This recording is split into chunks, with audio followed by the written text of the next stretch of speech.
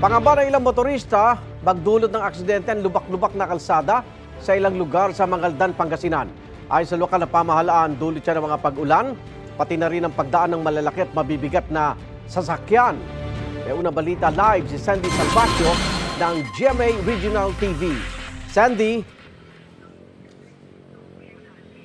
Igan, matagal ng kalbaryo ng mga motorista yung mga potholes o yung mga baku-bakong kalsada sa ilang bahagi ng Mangaldan, Pangasinan. Kaya naman ang hiling nila, sana ay maayos na ang mga kalsadang ito dito sa kanilang bayan. Itinulak na ng ilang pasahero ang tricycle na ito matapos sumuot ang gulong sa butas sa kalsada sa bahagi ng San Jose, Duyala Street sa Barangay Poblasyon, Mangaldan, Pangasinan. Pahirapan daw ang pagdaan sa lubak-lubak na kalsada. Mas lumalim pang araw ang mga butas sa mga nakalipas na araw. Mas maganda sana kung maayos yung daan para hindi sila mahirapan ng lumaan. Araw-araw dumadaan sa Duyala Street ang pedicab driver na si Bernard. Kabisado ng araw niya dahil posibleng magdulot ng aksidente ang baku-bakong kalsada. Wala naman daw choice dahil kailangan niyang mamasada. Masisirang sasakyan pa mo. Dahil sa may butas po. Ayon sa lokal na pamahalaan, dulot ng sunod-sunod na sama ng panahon ang pagkakaroon ng potholes o butas sa mga kalsada.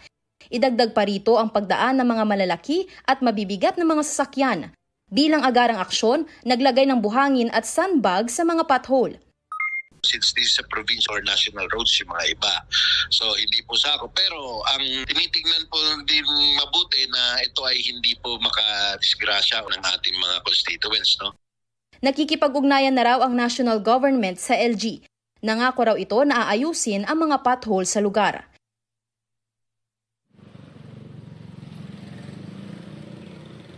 Iga, nilinaw ng LGU na ang mga potholes o yung mga baku-bakong kalsada ay saklaw na ng DPWH. Ayon din sa LGU ay nakikipagtulungan na raw ang DPWH sa kanila upang maayos nga itong mga butas na kalsada na epekto ng mga nagdaang bagyo at ng habagat. Igan? Maraming salamat, Sandy Salvacio ng GMA Regional TV. Igan, mauna ka sa mga balita, mag-subscribe na sa GMA Integrated News sa YouTube para sa iba't ibang ulat sa ating bansa.